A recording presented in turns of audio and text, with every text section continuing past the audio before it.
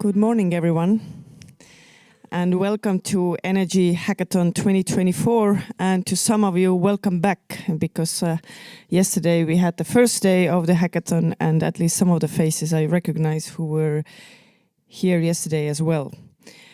We speak English because although we are in Estonia, but we are good in languages because we are so small, but also because we have some esteemed guests here today who will share several case studies from different countries as well as from European Union, regulative issues, so that we could all together figure out what kind of financial measures can or might in the future support energy storage projects.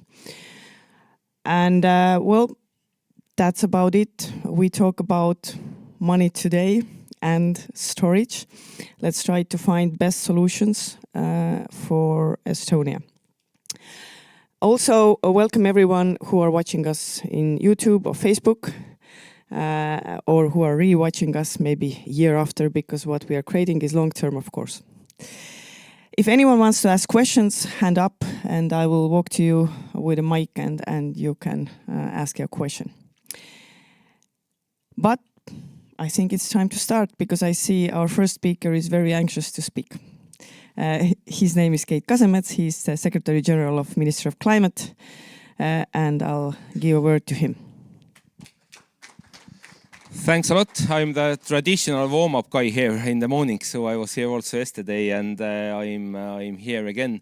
Sorry for keep you waiting for a couple of minutes. We had a meeting with the minister in the morning to discuss precisely these issues. So my role is just to wrap up very briefly yesterday and then give you a heads up for today. Also, yesterday was about regulations. I was briefed that you had very good presentations and also very practical and lively discussion, which resulted with several good recommendations what we try to take into account also when we now submit regulatory changes to the government, and that I highlighted already yesterday that our plan is to do it in March what concerns the storage issues. Today it's about incentives, the main maybe the main and most interesting topic. The structure of the day is similar what it was yesterday. First presentations, then discussions, presentations from the Commission officials, our colleagues from Hungary, other experiences, and obviously different countries use different type of incentives to facilitate storage capacities in the market. There is CFD option, there are different other options which can be used. So I hope you tackle all these issues in a very straightforward and frank way, and maybe in particular for foreign guests, just to highlight the challenge. Also, what Estonia has is that we are different, I think, from quite many other countries. We are still in the middle, or even maybe a final end already of the big transition process in the electricity market. We relied basically fully from the oil shale produced electricity, and now we phase out the oil shale and really go for the renewable storage, some extent still other capacities. And what it means also is that we need to develop a lot also the grid, the network, and it also increases the cost for the consumers. So currently today in the electricity bill, what the consumer sees is the electricity price, then it is the grid tariff, and then it is renewable energy fee, And then there is also the excise, electricity excise. So basically you have 4 components, and all the incentives we are talking about will basically then go to the consumer's electricity bill, not maybe anymore in the line of the price of electricity, but then it will be under the grid tariff or the renewable energy fee. So what we need to analyze and cover in the ministry mainly is that this overall price for the consumer also will be in a way still competitive and affordable and comparable also with our Nordic and Scandinavian neighbors who have the cheapest electricity price for both for companies and households in Europe. So our aim is to reach that level as much as possible, if not earlier than 2030.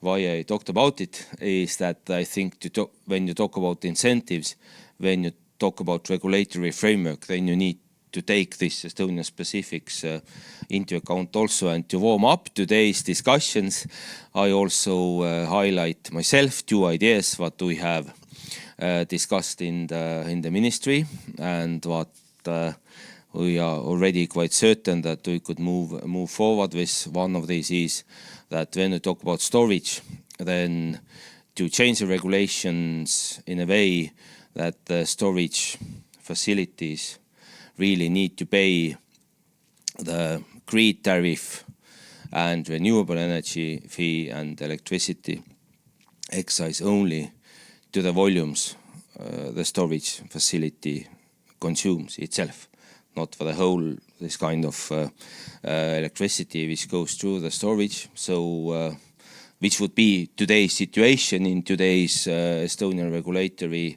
environment. So this is one of the very concrete initiatives we would like to move forward with. And the second one is the idea that yesterday over here I also elaborated on the government initiative or the objective to bring to the market 120% for renewable energy compared with the Estonian internal consumption. Why 120? It's just that we see that we can't really prognose the whole new consumption which will come into the market, and for that we will introduce the support scheme. We are already actually supporting.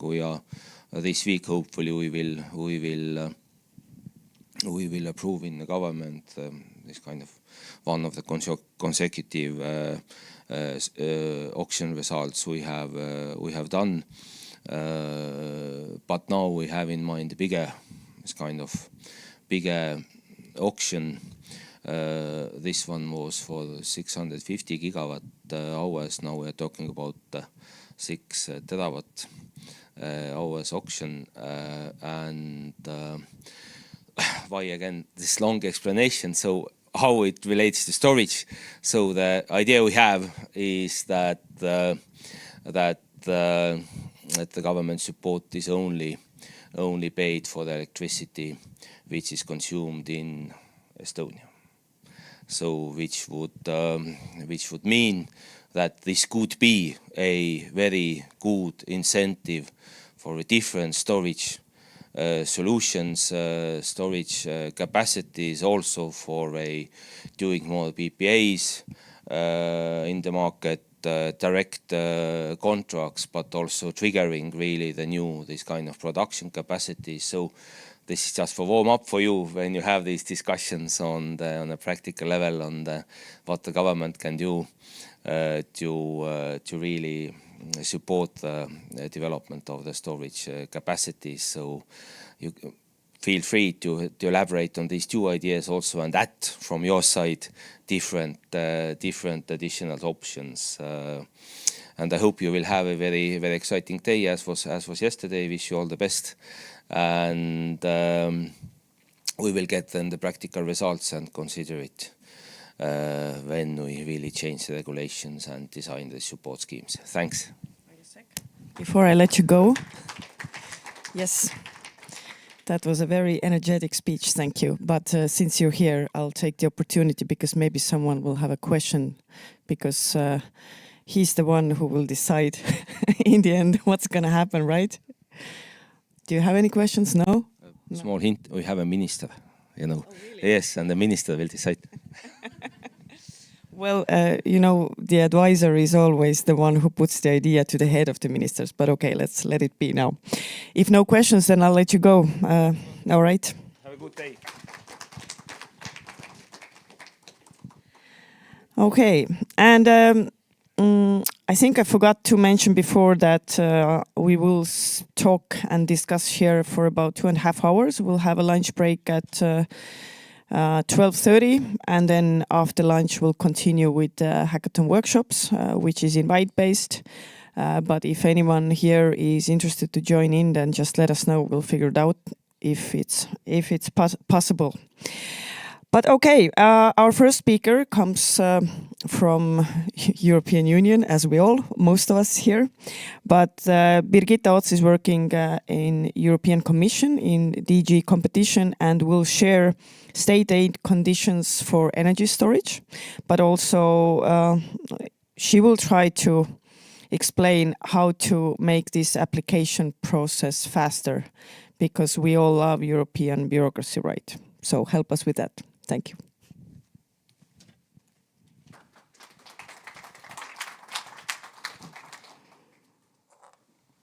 So, hi, good morning, everybody. Super happy to be here. Also happy to have the little Estonian vibe here, like the front row is all empty, just in case. If the lecturer wants to ask something or touch somebody, no. Anyway, hi, as already said, I'm Birgitta Ots, working for DG Competition. I'm from Estonia. I'm the only Estonian working in DG Competition right now. And you're very lucky because I work in energy, specifically state aid in energy. So today I'm here to talk to you about support for energy storage and how the state aid rules work on energy storage.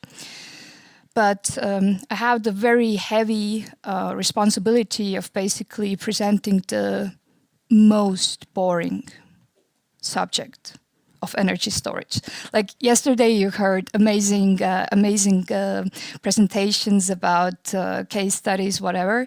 But now we need to dig into deep of the legal framework. So I was quite worried, and then I thought, what could I do to make it a bit less boring and more interesting? So I Googled how to make your presentations more interesting or fun. And Google basically said, like, add videos. Okay, I cannot do that probably. Add GIFs. Maybe the commission wouldn't be too happy. Okay, add pictures. And for 10 slides, you should have at least 3 pictures. So here are the pictures. Yes, energy. More energy. And then Google also said that you should add pictures of animals, because everybody loves cute animals. So this is my dog. I think he also relates a bit to energy, because he's full of energy. But now that we are done with the pictures, we can go to the boring part. So as you all know, state aid is governed by Article 107 TFEU. And the general rule is that you should not subsidize your companies, as you can see here. But let's say like 10 years ago, state aid was not a hot topic. It was the least sexy among competition law. All the hotshot young lawyers wanted to do mergers or antitrust or cartels. And then we had state aid, which was filled with old and sad people, basically. But now, thanks to the crisis, one crisis after another crisis, and another crisis, and another crisis, and also thanks to the US Anti-Inflation Act, etc., state aid is suddenly become super hot topic. Also because of Green Deal and other incentives, it's quite clear that in order to move on and have this green transition, we need to probably subsidize our companies more. But of course, we need to do it in a manner that doesn't distort competition and trade between member states in a too harsh manner. So, Article 1073 gives us certain compatibility criteria. So, under certain conditions, it's possible to grant state aid. And basically, today we're going to talk about 3 main points. So, but before we dig into it, I think it's important to also get yourself acquainted with acronyms. So, I'm going to talk about SEAG, which is the Guidelines on State Aid for Climate, Environmental Protection and Energy, from 2022. So they're quite fresh. Should fit the market still, though we have had already some turmoil and changes, but okay. Then we have the TCTF, which is the Temporary Crisis and Transition Framework, which is basically applicable. So the aid can be granted until 2025 for specifically for the chapter which concerns storage. And then we have the Green Deal General Block Exemption Regulation, so Green Deal GBER, or I will call it simply GBER. Also very fresh, basically half a year old, should reflect the market needs, etc. And well, basically storage and state aid, yes, they do go together. And state aid rules give many possibilities for member states to actually support storage investments under different sets of rules. And I guess the biggest change right now in the market is that we are moving from a more infrastructure-based approach to market activity approach, so that storage would compete with other capacities in the system. Which means that, I'm very sad to say it, but Estonia is a bit late. As always, maybe not. Anyway, so we used to have section 4.9 under SEAG, which was aid for energy infrastructure. And there was an exception which allowed also to grant aid to energy storage. This was a perfect article. It was very, very easy to follow. It was, one of those catch-it-all rules. We took 4.9, we assessed it, boom, we had a decision. And this is not applicable anymore, starting from 1st of January this year. So now we need to find new ways how to use SEAG in order to have energy storage schemes. There are several possibilities, but the bad news is that today we have not in the European Commission adopted any decisions under those alternative applicability conditions. So I cannot tell you right now what will the future look like, or how will the assessment look like, etc. We have generally some schemes, also some individual aid projects in the pipeline, which will be assessed under section 4.1.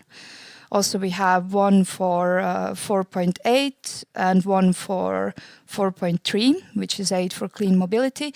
So there are possibilities, but right now I'm not certain how it will exactly look like once these decisions are out.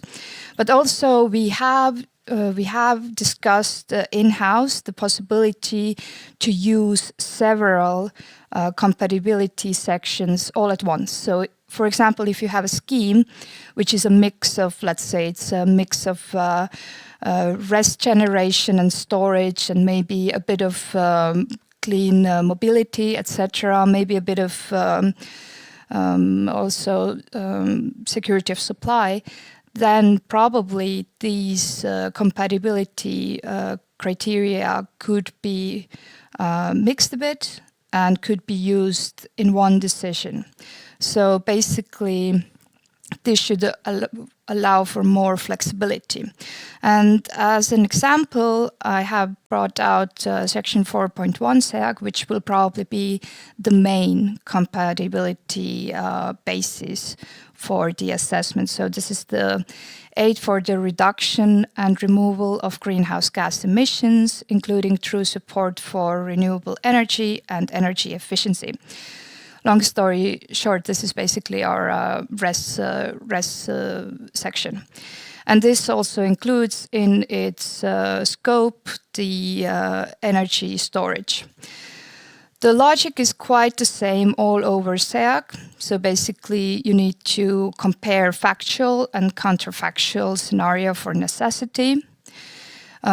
Actually, wide variety of instruments are considered appropriate, which is good news. So basically it starts with direct grants, but also other means of state aid instruments can be applied.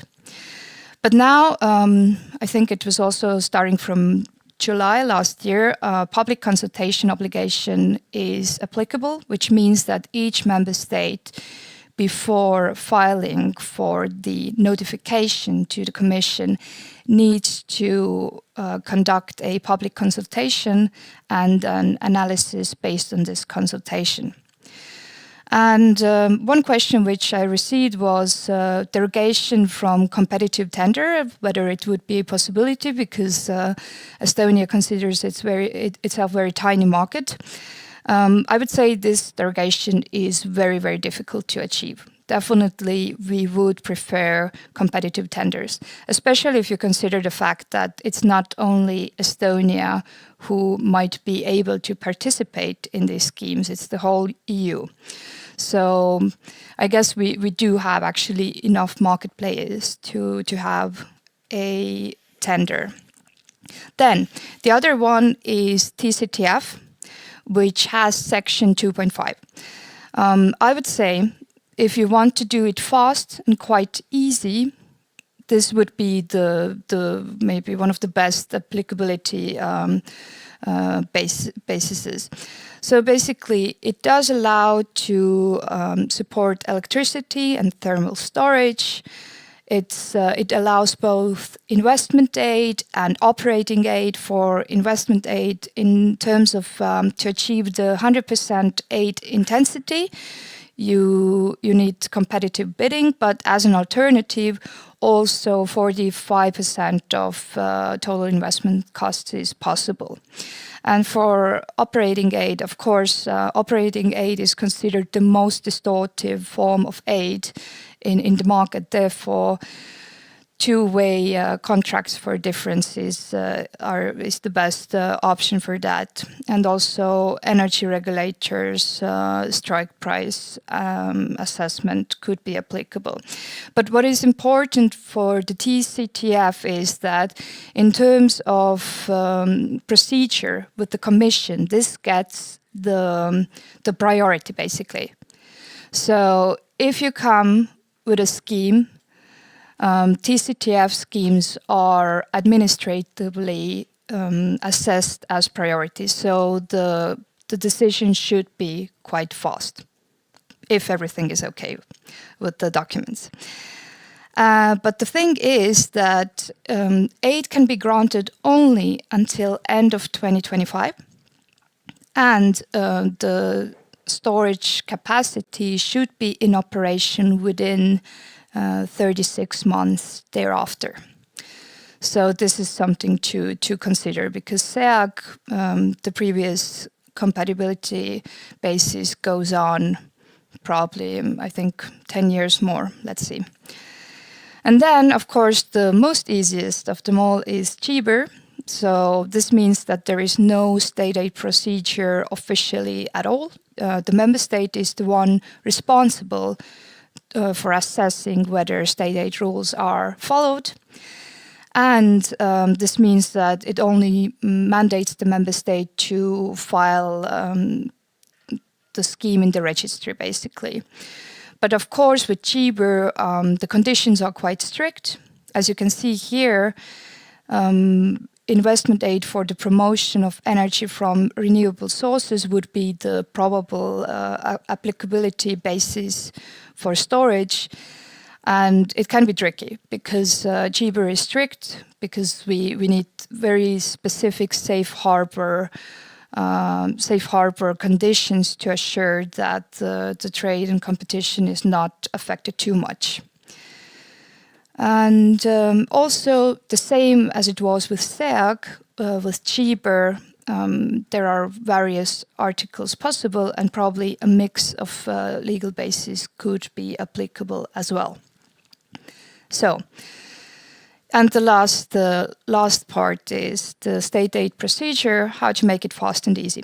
So what can I say from my own personal experience is that it's better to move from a ready-made one-step legal basis to a two-step legal basis. So basically not having everything in detail written out in the legal act itself, but rather move on to administrative acts or ministerial decrees if it's legally possible.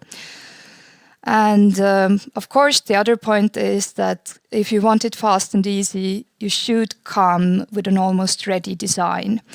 But I guess the important thing is that we always prefer that you come early and you file PN, which is a pre-notification, not the notification directly, because this will mean that we can still negotiate, we can still discuss with you and even out little details to perfection.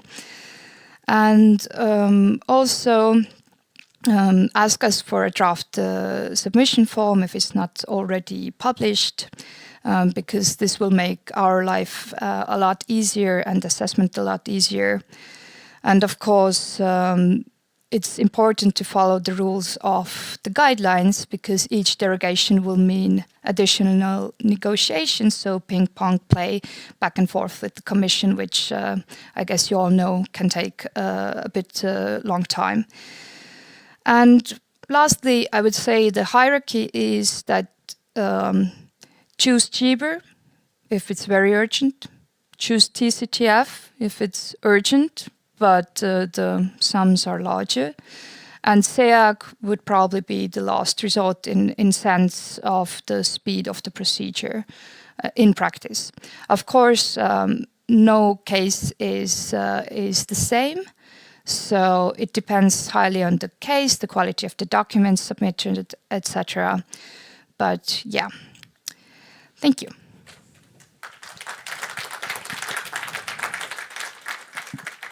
Thank you very much. Does anyone have a question? Okay. So for all the others, I'm going to stay here for the whole day. So I'm really happy to take the questions and discuss everything also over lunch or over break. Because I know Estonia being so far away from the center, sometimes things can be a bit difficult or confusing or whatever. So very happy to be here and help my lovely country. Good, and thank you for being here. So the question regarding SEAG and the timeline. If you were to say, if you get a really good application, then what could be the fastest way of doing it or the shortest time? Okay, so let's say the application is perfect. You don't have any derogations from the rules. You're not going to negotiate with us crazy solutions which take more time. I would say, and please don't quote me on that, this is not the official position of the European Commission, but I would say it can be done basically in half a year or less. I just cleared a scheme which was very urgent. We did it in 4 months, and they had a couple of things that needed a bit more negotiating, so it wasn't that clear cut. But yeah. Thank you. Anyone else? A question? Okay, then I have one. In the beginning of your presentation, you made a note. I'm sure every Estonian noted it, that Estonia seems to be always late. So can you help us with some recommendations how not to be late if there are good measures that would actually help the country? You brought the example of how we were late on the state aid on storage, but what's the overall view? I would say maybe it was a bit mean thing to say, so I'm very sorry. No. No. I think Estonia is a great country, and I think we have a great mindset. But the thing is that sometimes we're a bit maybe afraid to take risks and afraid to march into the commission, so to say, and demand stuff. So maybe a bit less fear and a bit more adventurous spirit would help. Wow, yay to that. Thank you very much. I'm sure you are spoiled by Belgian chocolate, but we do make some in Estonia, so here's some for you. Thank you. Thank you very much. And our next speaker is another Estonian, Mart Blöndal from COOBALT Legal, and he will take us to a journey and give an overview on EU member states and what kind of actions have they taken in regulatory environment of the EU single market. So please, Mart, wherever you are, here. Okay.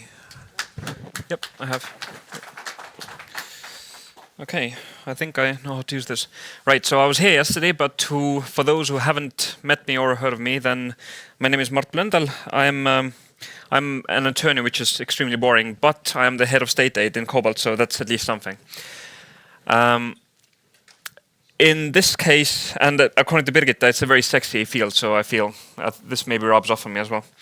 But my task here was to talk about the incentives of the EU electricity market, or what I was actually asked to talk about was what have other member states done? And this is a reoccurring theme we heard yesterday as well, which is that why invent something new if we have someone else to copy from? So when Birgitta was talking about sort of what are the state aid rules basically on how we can support it, I thought to start with a step back. Because at the end of the day, we have to understand that Estonia is not alone. No one is generating electricity just for the sake of generating electricity. It's a boring thing to do. You use the electricity for something. So this is the view, the starting point of the EU single market. Because the EU single market was envisioned as this borderless thing where you produce an electron in, well, UK, but now that's gone. You send that for storage in Germany and then you use it in the Baltics. There is some physics in the way that it doesn't work that way, but the idea was that you would have this unified world where we had one single electricity price across all, and therefore everyone competed on equal grounds. So I thought of structuring my presentation with pictures, thanks to Birgitta, but also in a sort of three-stage process. First, a few words of how the EU single market was actually designed. What's the rationale behind it? How should state aid schemes actually be introduced into the market? Second, what have the member states taken, or what steps have they taken in light of these rules? And then how those measures actually look like, so with some sort of, not in depth, but high-level views of what other member states have done. I understand the speakers after me will go into more detail on the measures that have actually been taken, so this should fit in quite nicely. So to start with, the EU single market, boring legal text, but there's three takeaways from here. The EU single market is designed with an idea in mind that states take care of the connections. So the electron can move freely from Germany to Poland to the Baltics. So that's the role of the member states. Next. Reality comes into play, we don't have perfect connections, and the Commission recognized this as well. So we had this idea that in case we have some sort of islands where we can't really connect properly, let's take Malta, for example, a tiny island, really expensive to build wires so the electron can move freely. So in case we have those little tiny isolated peripheral small electricity markets where price isn't doing what it should be, there fair enough states can intervene. So that's the idea of the EU single market, this borderless thing where electrons move freely with very limited member state intervention. So next step is, what are the member states thinking? First, we have a small economic problem, because the reality should be that electrons move, but they don't. We have connection problems. A ship will come and drop its anchor, and then we lose a connection. So that's not ideal. Next, well, high electricity prices, on one hand, they send a perfect signal to investment that you should install more generation. At the same time, they also send a signal that for other market participants who use that energy to generate stuff, that you shouldn't invest there, because there the electricity price can jump up and down and up and down. That's really bad for uncertainty.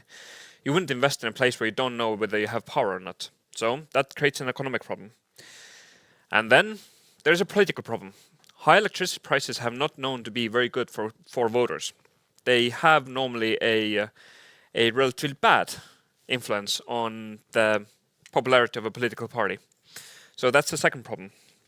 So then we figured to ourselves, how can we quantify this? How can we show what the member states have actually done, and sort of what steps have they done? So we went through the Commission's register and looked at all the state aid decisions they have, or state aid decisions they have granted to member states.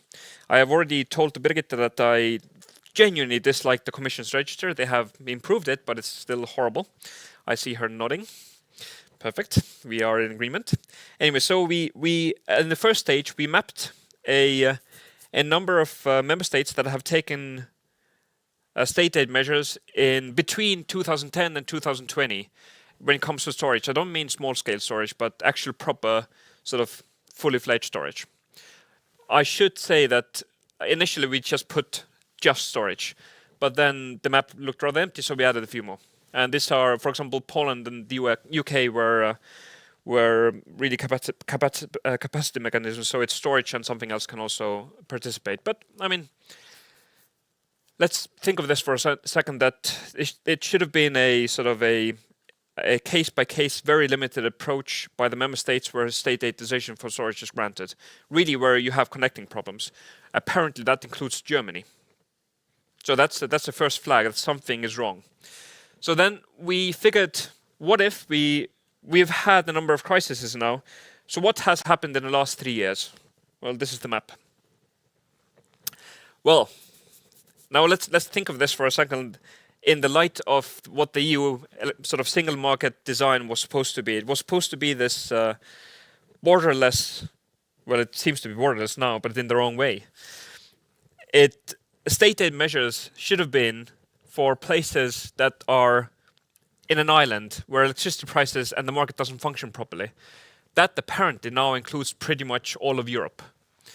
Sweden was not included, but Sweden, as far as I'm concerned, is just a giant hydroelectric dam with nuclear power coupled on the side, so they kind of have storage. What is not on the map is Malta. Malta also didn't have a storage state aid approval. So Estonia currently, and I think this makes Birgitta's point sort of shows it in a map as well, that Estonia now currently is in a steam community of Bulgaria, Portugal, Malta and Latvia. Well, Sweden as well. So it is at this stage quite clear that the original design of the EU single market, that we are this borderless thing, that the market will regulate itself, that is no longer working. So the new baseline apparently is this. We have state aid. We have state aid for storage, and it is abundant. So moving on to how those measures actually look like. We went through the measures in a number of different ways, and I'm a lawyer by trade, so I'm not the most qualified person to tell you about sort of what type of economic rationale go into what type of market uncertainty or market failures. All I can tell you, and I think there is people talking after me who are much better at this. So what I can tell you about is more or less what we discovered, because humans like putting things into boxes, so here's a number of boxes for you. First, number of state aid measures that have been taken. These are, I would like to say these are 4 boxes, sort of direct grants, contracts for difference, cap and floors, capacity remuneration mechanisms, but the reality is that they're all different. None of them are really the same. The same thing with market failures. We tag them under the same sort of heading, but these are country specific. They are dependent on regulatory environments in each of the countries. So there is very little or limited takeaways from here that I can give you from a regulatory perspective. What I can tell you about is some examples of measures that have been taken. So let's take Greece. Greece obtained a state aid permit for a pump hydro storage. In order to get that permission, they submitted to the Commission a business plan for 25 years. So in that business plan, they modeled the electricity market over 2025 to 2050, so 25 years of modeling of what the electricity price is going to do. In the current circumstances where you can't, well, at least maybe the people who have an economic education can do this, but I certainly, if a client came up to me and said, please model 25 years of electricity price, I would walk out the door because, God's sake, nigh impossible for me. A lawyer can never say it's not possible, it's just nigh impossible.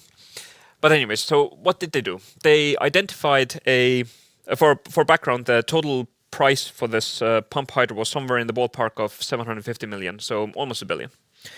What they found out was that within those 25 years, there's going to be a funding gap. So to make up for that, they added a 250 million grant to cover that funding gap. So Excel said that commercial revenues are insufficient to cover 250 million, so we paid 250 million. Second was a annual support. It was a CFD-like measure, so contract of difference-like measure, but it wasn't entirely that either. They had a clawback mechanism and so forth as well. But the point is that for 25 years, the installation was also going to get some operational aid. So if the reality differed from the business plan, then there was a sort of stability. There was a state guarantee, in essence, that I will grant you at least the minimum required. What was interesting, for me at least, from a sort of state aid perspective, is why Greece did this. Because a sentence in the state aid permit said that the business plan gathered that for the first couple of years, the pump hydro likely would require annual support because the commercial revenues are insufficient. But as time goes on, the commercial revenues would likely increase, so the pump hydro project would be self-sufficient. So this brings me to a question: why would the state invest that if the storage capacity would have likely, if invested later, would have come to market anyways? Well, my logic is the core 2 problems, the incentives for the member states to act before. You have an economic problem, you have a political problem. So you need this. Next, but Greece is kind of far away, so let's take Lithuania. So Lithuania currently being the only Baltic country that has a proper state aid permit for storage. For background, this is a battery installation for about 200 megawatts, so quite a decently sized battery installation. The business plan there provided for 15 years of commercial revenues. So Lithuania somehow managed to provide and put together a business plan for the Baltic electricity price for the next 15 years. I think fantastic job. The background was that they also said that actually there is no degree of certainty on that business plan. But what they did show, and what is interesting here, is that they identified a funding gap of 100 million on a project which cost 120 million. This means that according to the business plan, we had a commercial revenue estimation of 20 million.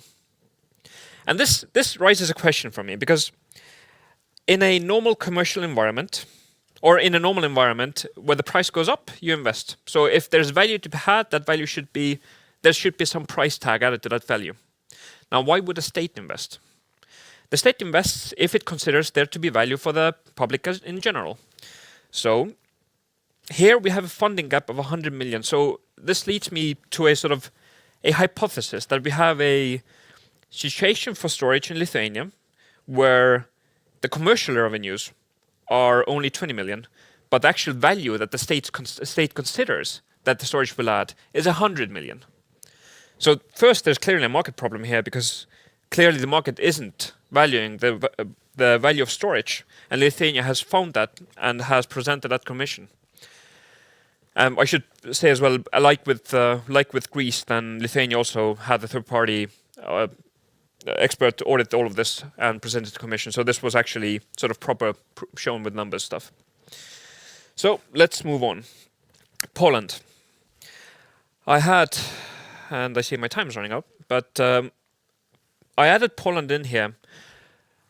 First, because I wanted to sort of have a diverse view of different support measures, but also because Poland had one of the most interesting state aid decisions out there in the simple sense of the market failures identified. So most of the other market failures concerned economic conditions. So how does the market operate? How does the market value storage? But when it comes to Poland, then they straight out, and I should emphasize, it's the Polish government that went to the commission and said this, that one of the market failures, lack of certainty, was investors may be concerned that the government or market regulator would act on a perceived abuse of market power through the introduction of a price cap. So in essence, what the state itself, it went to the commission and said, look, we can't be trusted. And the investors know this. So we need some sort of certainty against us. Takes balls to say that. But nevertheless, it's a good example that the market failures that we should be establishing aren't just sort of commercial and economic and rational based. They are also, the government is just untrustable at any time for investors. And we should look at this from an investor point of view, not from the government point of view. So next, Germany. Germany, I want to make and I only have a very short amount of time, but I want to make a very brief sort of introduction to what Germany has considered the market failure. Germany has a early bird measure that they call it an innovative state aid scheme or something like that. And the entire point of that is that the government basically will pay you to, will tender out basically innovative solutions that include storage.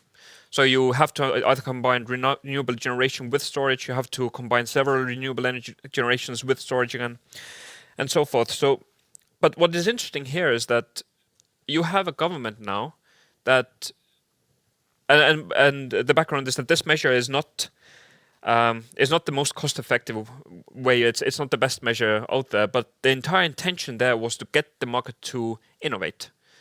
So now the electricity market, according to Germany, is broken enough that the market no longer innovates, or no longer even tries to compete. So this leads me to, well, the future, which is that there is more and more state aid measures coming up. One of them being, for example, in Finland, there is, considering in the north of Finland, there's a lake and they want to build quite a number of hydro installations out there.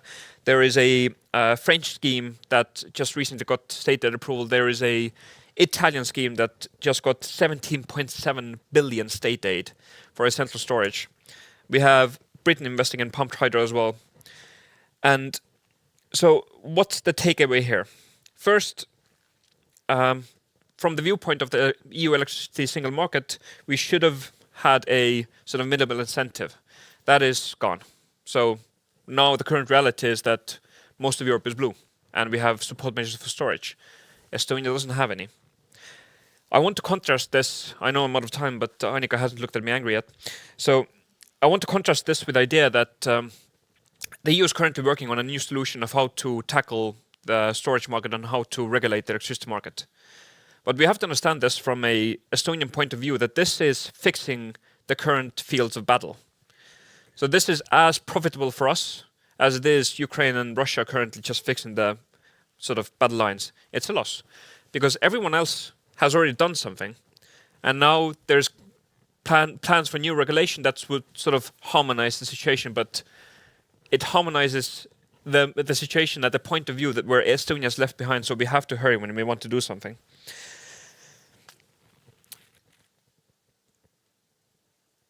So maybe because time's up as well, my last sort of takeaway from here as well is that we have to, when we think of sort of storage and how we want it to come to the market, we have to look at it from a Estonia perspective. That's one thing, because we have to understand that we have particular market failures here that we don't have or may not have anywhere else in Europe. And we already have Finland and Lithuania who have identified those market failures. So this shouldn't be a discussion of whether we have market failures, it's a discussion of what they are and how can we fix them. And second, we need to move fast, because if we don't, then the battle lines are going to get fixed and we will lose. I wanted to end up with a quote from Patrick Hannon, which is that gentlemen may cry peace, peace, but there is no peace. The next gale that sweeps from the north will bring it the clash of resounding arms. We are already at war. So, but that is my presentation. Thank you. Thank you. Anyone has a question? I'll take at least one. Well, everything was so clear that there are no questions. I guess so. So, okay, it's candy time. You were almost on time. Almost. Thank you. Okay, next up is a case study from UK, and Andrew White from KPMG UK will present this case. I know you've been in Estonia before. Yeah, so I was wondering, come on stage, I'll just warm-up question. So what do you think, in your opinion, what is the biggest market barrier we have here in a 1.3 million energy consumer market called Estonia? If I have to pick one, I would pick revenue certainty. I think understanding the long-term revenue that's available to storage is absolutely key for any investor to be able to make a final investment decision. They need to know where the money is going to come from before they start spending their own money. If that's the one barrier that you can address, I think you would go a long way. Good answer. You passed the test. Thank you. Good morning, everyone. Just to introduce myself for those who don't know me, my name's Andrew White. I'm a director in KPMG's energy strategy team based in the UK. I work on strategy and transactions predominantly in the energy transition space, with a particular focus on power market decarbonisation. I chair KPMG's global storage network, and through that network I can see that across lots of different jurisdictions, we have very similar problems, and we have a lot to learn from one another in terms of the potential solutions that can be applied. Just in terms of my background, prior to joining KPMG, I actually worked in UK government at the sector regulator, where I worked on battery storage policy and on the kind of early policy interventions that we had in the UK to make battery storage investable in the UK. Over the last few years, I've been working with clients in the UK, here in Estonia and elsewhere on large-scale storage, where we see some slightly different issues and some slightly different measures that are being kind of considered and implemented. And that's what I'm here today to talk about. So to share some experience from the UK and some considerations for others that might be looking to develop schemes to bring forward large-scale, long-duration storage. Let me just find the clicker.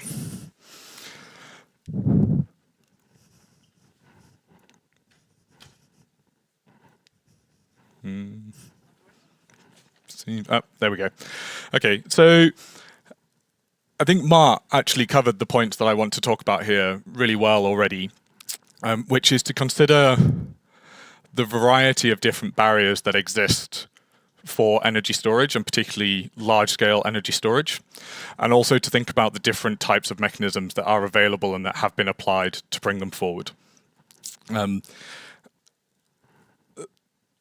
ultimate point really is that in considering what to apply, we need to think about the particular problem that we face within any given market, and make sure that we're designing a scheme that addresses those specific problems. And it may even be that you need a combination of interventions to overcome all of the problems that exist within a particular market.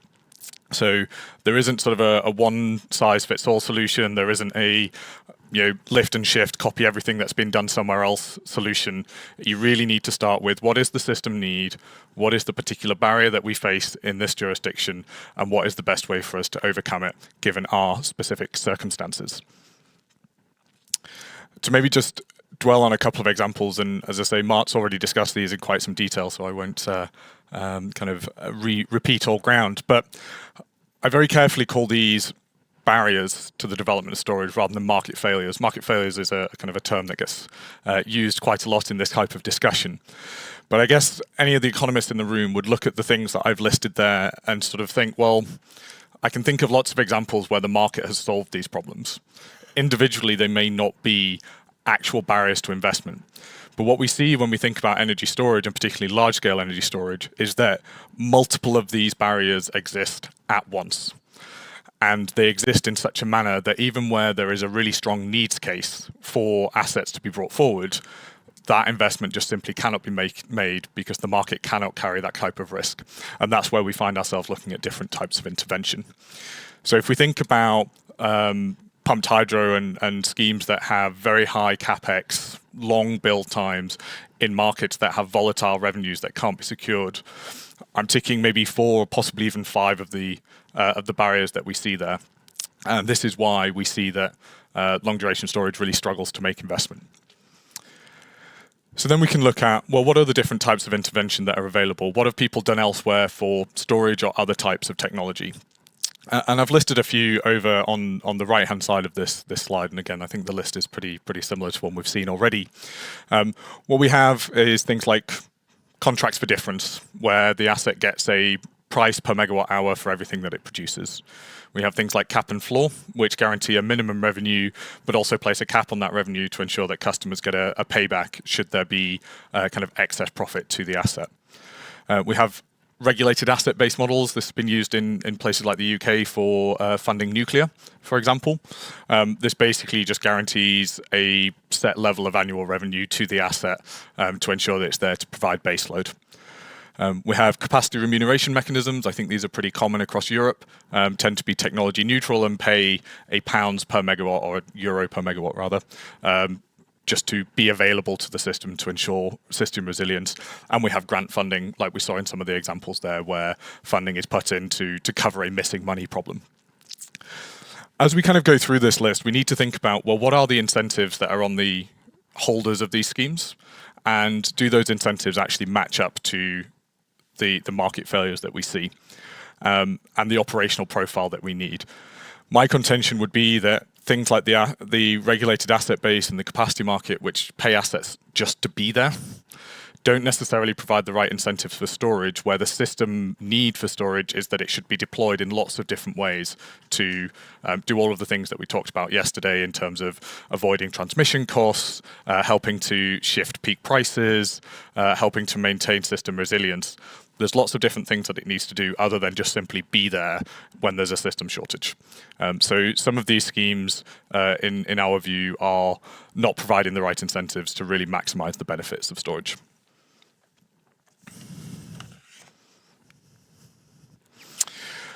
So to talk a little bit about the example of the UK. So for those of you who kind of watch the UK closely, I don't know how many people that might be in this room, in January, the UK announced that it will be implementing a cap and floor regime specifically for large-scale, long-duration storage. I guess first question is, why did the UK decide to intervene? It's a mature market. There are lots of assets that get brought forward on a purely merchant basis. What is it about long duration storage that requires some form of government intervention? First point, we have a fairly large pipeline of large-scale long duration storage projects developed by major players in the UK energy market. These projects have positive cost-benefit analysis produced by third parties, so no missing money problem. They will make money if they get built. We have a need for that storage. So our system operator has said that we need at least 5 gigawatts of large-scale dispatchable storage. And there is system modeling by the government itself that says we need at least 50 gigawatts of total storage. That includes short duration and long duration.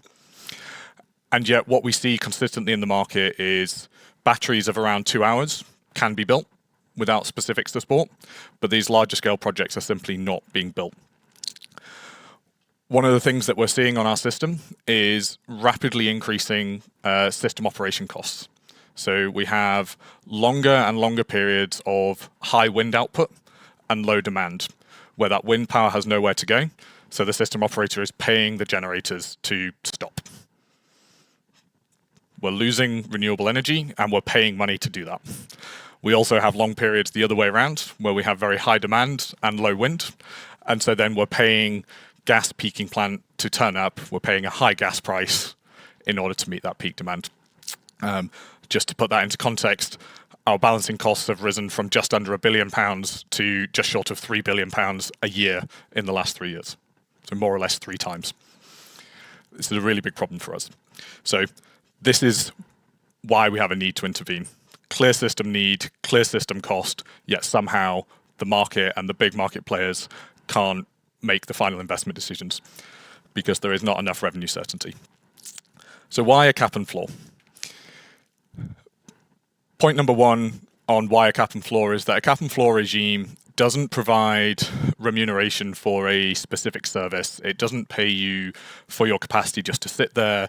It doesn't pay you like a CFD just for producing megawatt hours of electricity. It provides an income floor, but expects the asset provider, the asset owner or the asset operator to go out and find sources of market revenue. So to trade in the wholesale market, do arbitrage, provide frequency response services, provide other ancillary responses, basically find where that asset is going to be most valuable to the system. So it maintains market incentives on the asset in a way that a CFD or a capacity contract does not. Secondly, we like the cap and floor because it's not actually a direct subsidy. So if these assets operate in the way that they're expected to, if the market continues to develop the way that it's expected to, these projects will all be making money above the floor, and there'll be no need for customers to make a payment to top up. The floor then is just there to provide a guarantee to investors that should something dramatically change, either with the project or with the market, that they will still be able to be repaid. So that the debt in particular can still make its money back. But if everything kind of evolves broadly as expected, there's no actual direct subsidy. Again, that's in direct contrast to things like CFDs and capacity remuneration mechanisms where there's kind of government money required from Treasury to kind of fill a missing money gap. And finally, we like the cap and floor in the UK because we have experience of applying it to other types of assets. So we use the cap and floor regime to incentivize merchant investment into interconnectors with the European grid.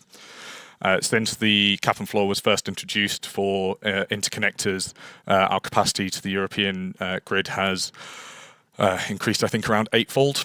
And we've had a number of new interconnectors come forward, all on a kind of private sector, private investment basis. And for those interested, there have been no top-up payments by customers. In fact, there have been significant repayments above the cap back to customers as a result of the kind of market conditions about 1.5 years ago. So that's why the government in the UK is intervening, and that's why they chose a cap and floor rather than some of the other mechanisms. So maybe just to dig a little bit into the detail and maybe some of the rationale around some of the design decisions that were taken. First point to note is the UK government decided that there were 2 distinct problems that it wanted to solve in implementing the cap and floor. The first is the one that I've already alluded to around the scale of the capex, the length of the build time, the lack of ability to lock in revenues ahead of making a final investment decision, and therefore kind of a revenue certainty and investability problem. That's problem number 1.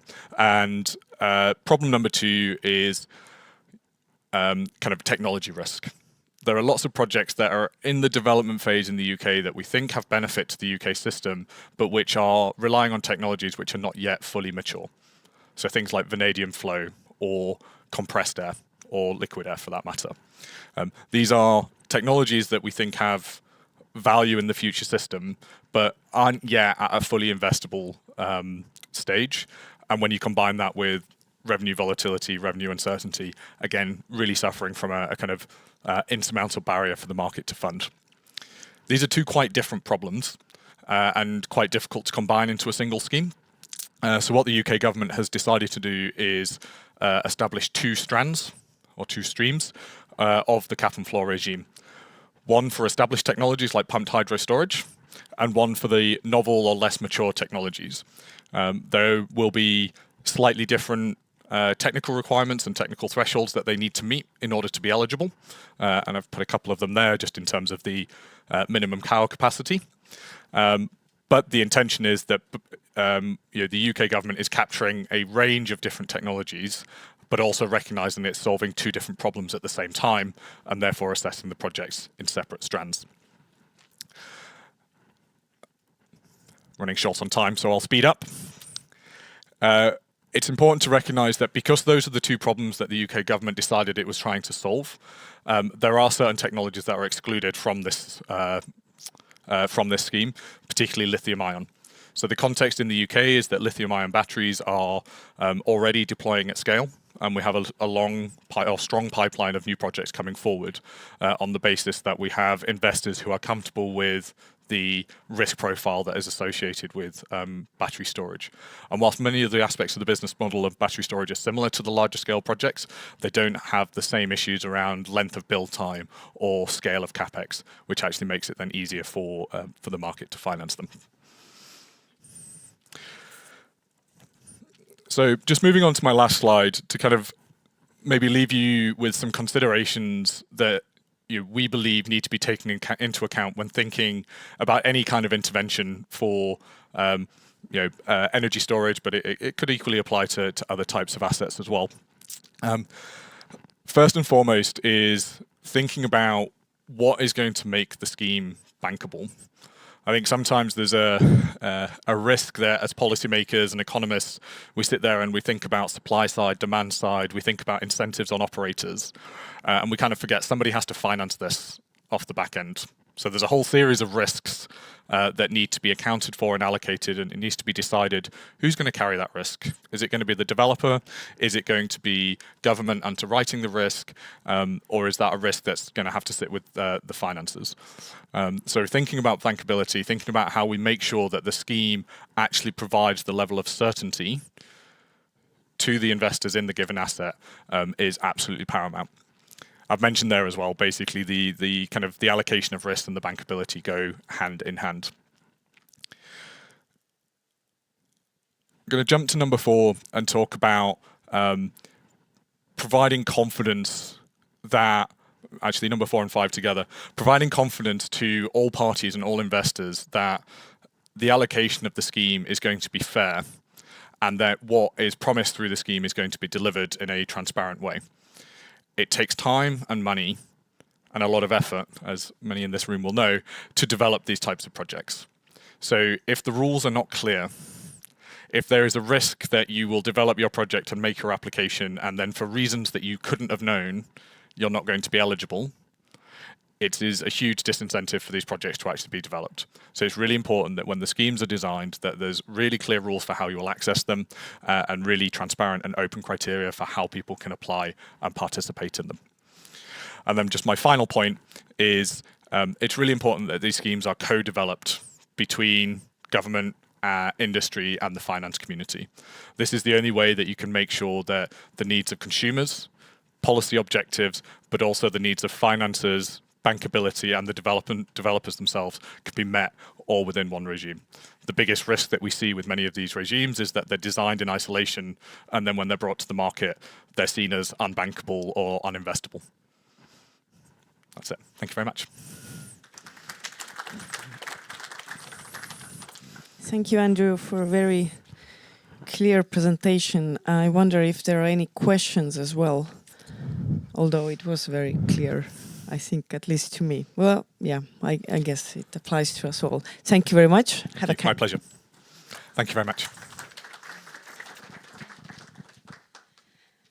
All right, and now our energy storage journey takes us to Hungary. And we have Eva Szabina Somossy here. I hope I pronounced her name correctly. And she's from Hungarian Energy and Public Utility Regulatory Authority, and we'll talk about storage tenders and two-sided CFD support in Hungary. So yes, please go ahead.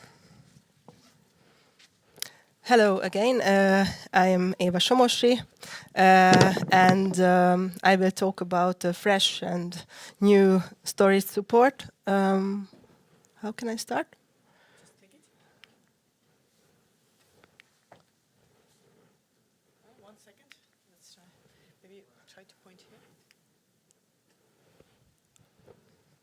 Okay. Yes, so some words, I don't want to bother you with statistics because you can look it up at Eurostat. We have a comparatively low renewable share in the electricity sector. It's about 15%.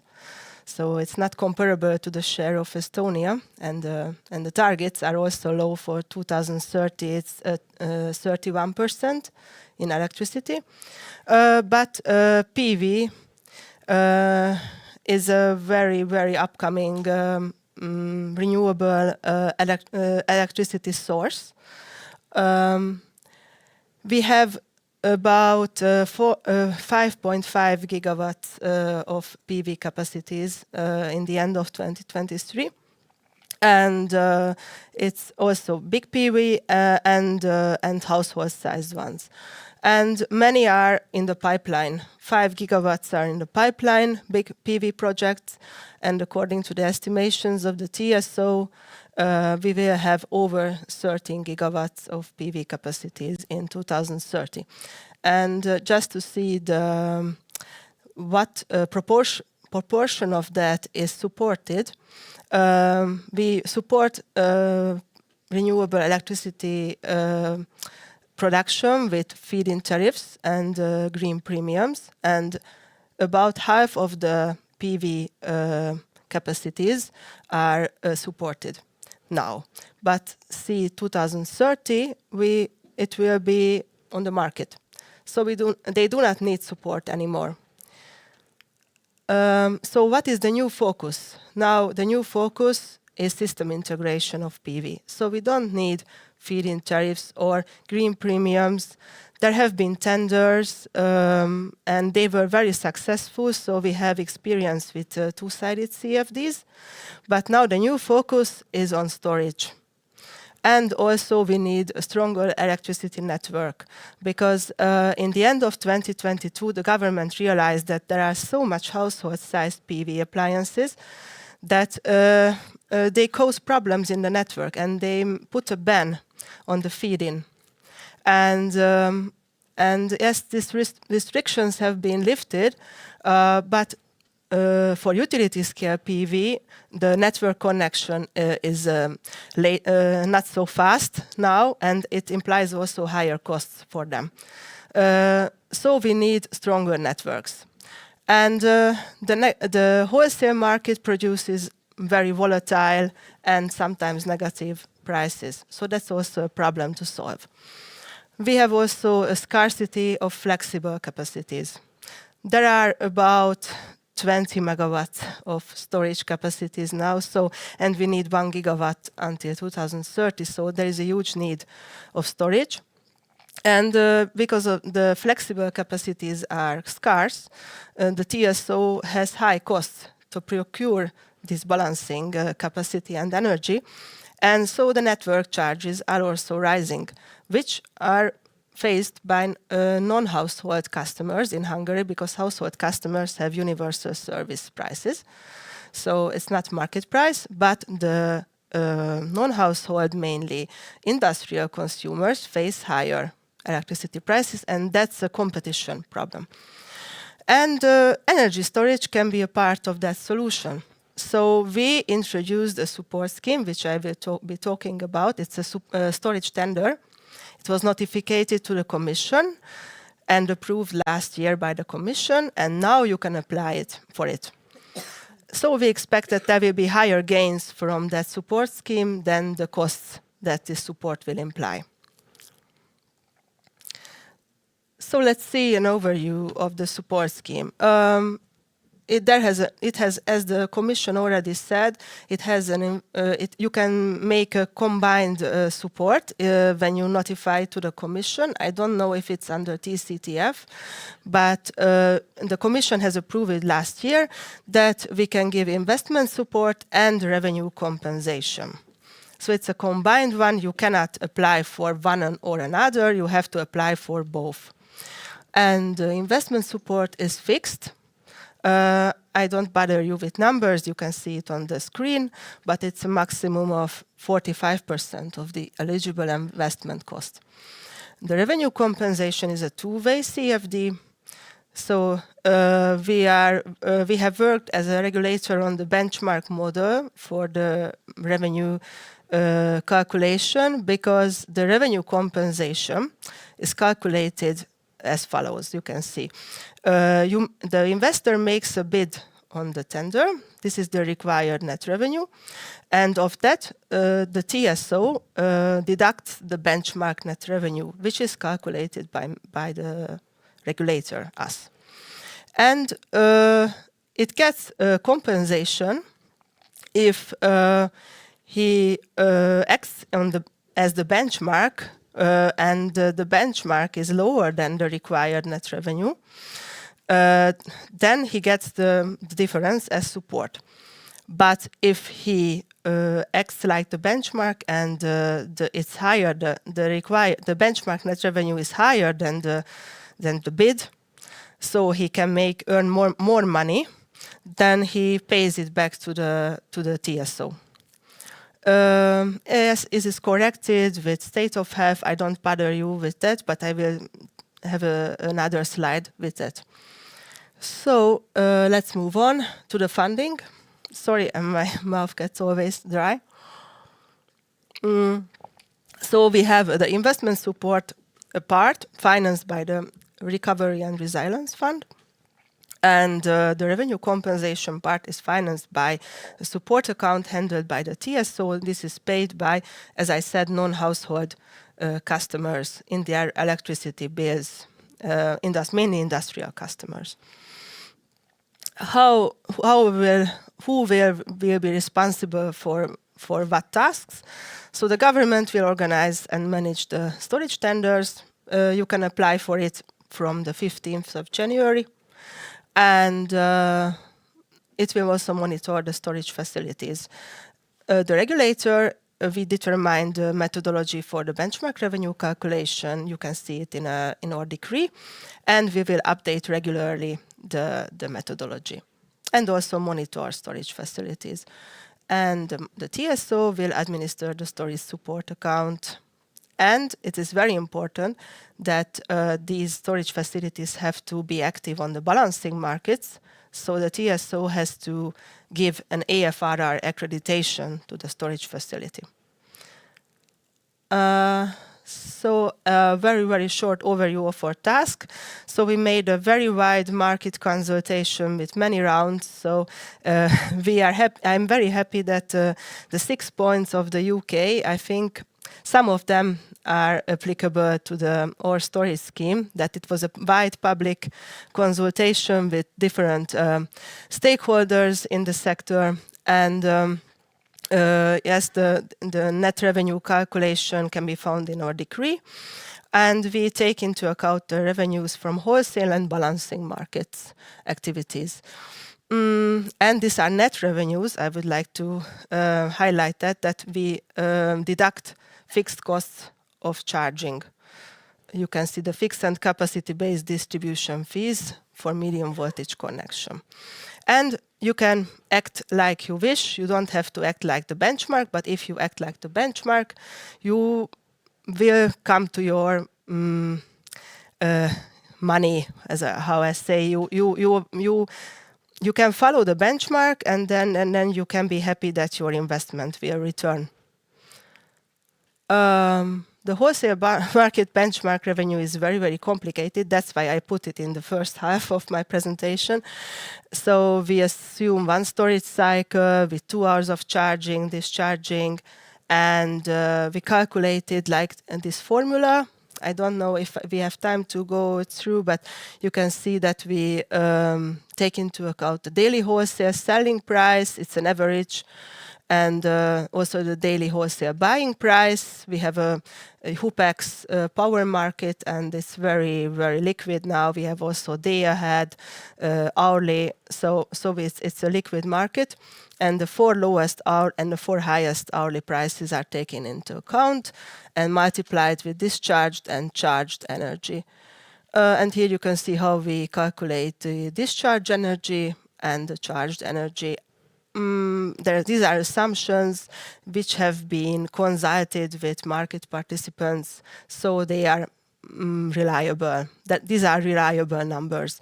And I want to highlight the state of health, that it is a number calculated by the TSO, because the TSO will yearly meter the ratio of the real and the available storage capacity. So how it is really able to store electricity. And if it's under 70%, then the storage facility doesn't get the revenue compensation until he restores the state of health. So that's very important. You can look, we have an Excel model, I have the link, so you can go through, I don't bother you with details. The balancing market revenue is very, very complicated to forecast. It's really, the others say that it's a new market.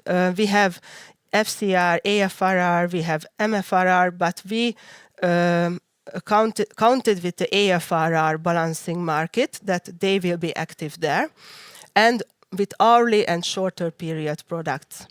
These are the assumptions.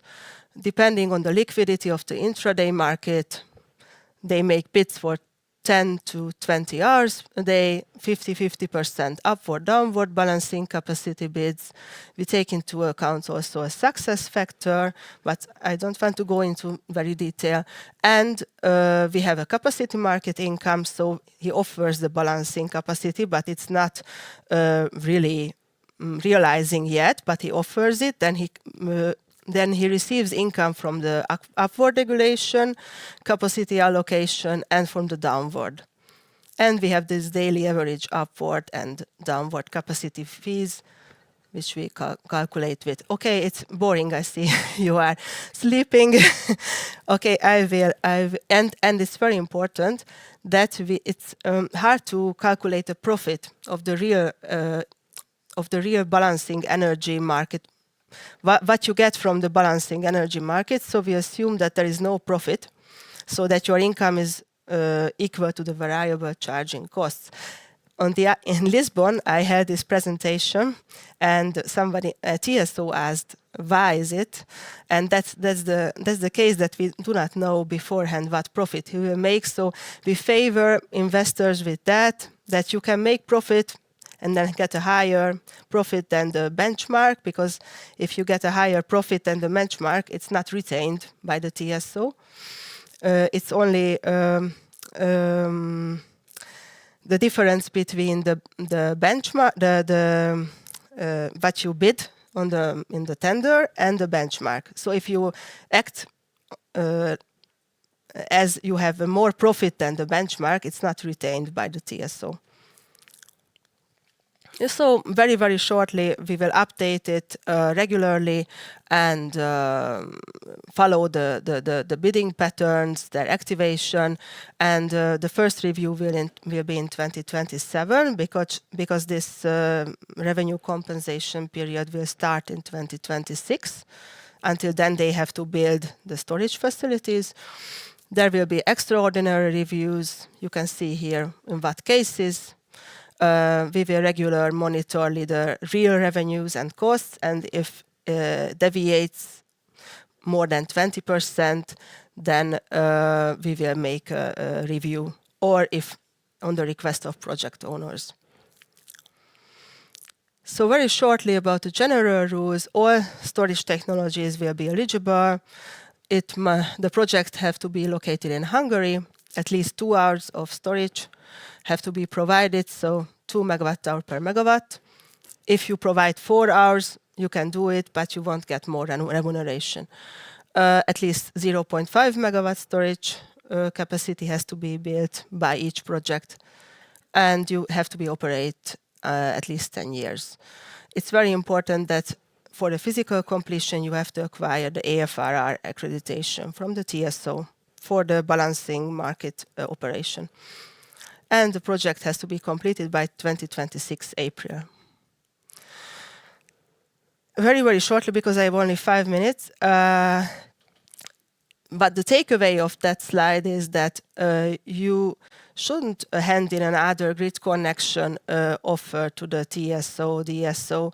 You only have to amend it if the grid connection capacity remains the same. So it should contain the storage, and in 30 days the TSO has to make the change. And you can also apply for a right only for withdrawal from the grid if your storage facility is operating next to a big consumer. You can add later the right for injection, so it's very, very flexible. I don't want to go into details because I have little time. We have 3 application windows with different technical lifetimes. We are starting with the 3rd one, and then if the budget is exhausted, then we go to the next one, and non-winners are considered when evaluating window number 2, and then so forth. And the unused budget can be reallocated to the next window. So we are looking for long-term storage at first, and after that going to shorter lifetime storage. Yes, it's very important that there has to be a 50% oversubscription in each window. If not, the budget is reduced proportionally. So 150% should be the oversubscription rate. And we expect that 460 megawatt storage capacity will be supported by the investment support. There are special rules for winners, anti-concentration rules, very, very important that, for example, if there is an ownership group participating, then they cannot receive more than 32 million euros. That there must be at least 5 winners and 100 as a maximum. There is a waiting list. Then if you not provide the financial guarantee, then the next applicant from the waiting list takes his place. So the financial guarantee is to ensure that the project is built on time. If you do not build it on time, you lose it. You have 2 years for building the project, and after 2026 you can get the revenue compensation, but not beforehand because there is some need of IT development. Okay, and the revenue compensation is for 10 years, I forgot to mention. Here's the application period, lasts until the 5th of February. You can see here the call for application, and it cannot be combined with any other aid. The detailed rules can be found here in the MEC decree, the Excel model on the MEC website. So if you are curious, it's in Hungarian, but I can provide English translation if you want. You can ask questions at this email address. I give time to make a photo. Ready? Okay. And 2 last slides, very fresh, very, okay. Very, very fresh. It's very important that we want to also induce household size storage. And there's a possibility, again from 15th of January, to apply for investment support as a household PV combined, rooftop PV combined with storage. Because in Hungary, we have a net metering system, but this has been phased out from 2024. And it's a problem for households. They cannot use the grid as a seasonal storage option. And we would like to induce that they consume the PV production, their PV production, by storing it in times of high production. And with that, we would like to ease the burden on the grids.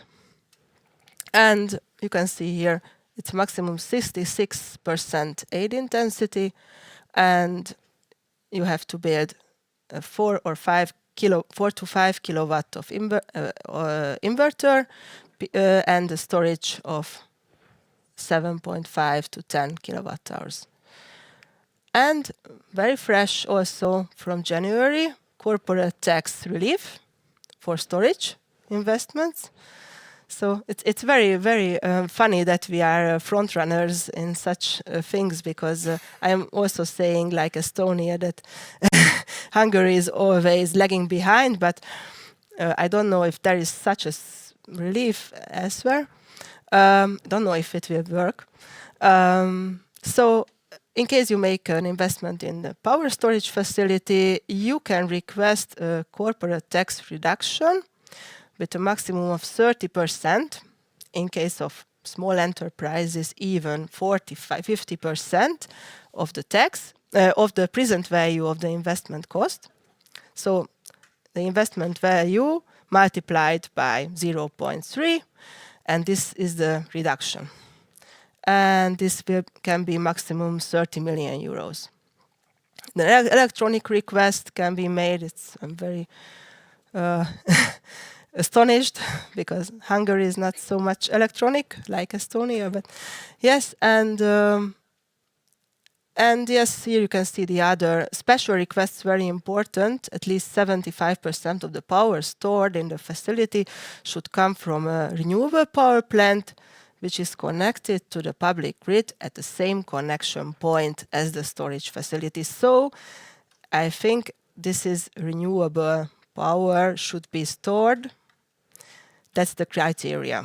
And then he can get tax relief. Okay, that's it. Am I on time? Okay, I try to make it. If you should have questions, please ask now or later. You were very well on time. Anyone? Any questions? Good. We have one question. I know you from CRS. It's possible, yeah. Yeah. Thank you for your presentation. And my question would be, is there like example that you took, or it fully tailor-made this model, and what was the time required to implement it? So you mean the benchmark calculation model, or? No, I mean the full, from the moment that you reach the conclusion that, okay, there's a need for storage, and we need to incentivize that, to the point where you actually launched the tender. So what was the time frame between I know that in 2022 August, in August 2022, it was notified to the Commission. And as far as I know, before that, we had to make like a business plan as well, and the funding, show the funding gap. I don't know, we haven't made it as far as I know, but the notification was made in August 2022, and it was accepted, in April 2022, and it was accepted in August 2023. So 1 year, about 1 year, and after that it has been launched in now in January. So it took half year to launch it, but it was already prepared. Is that fast or slow?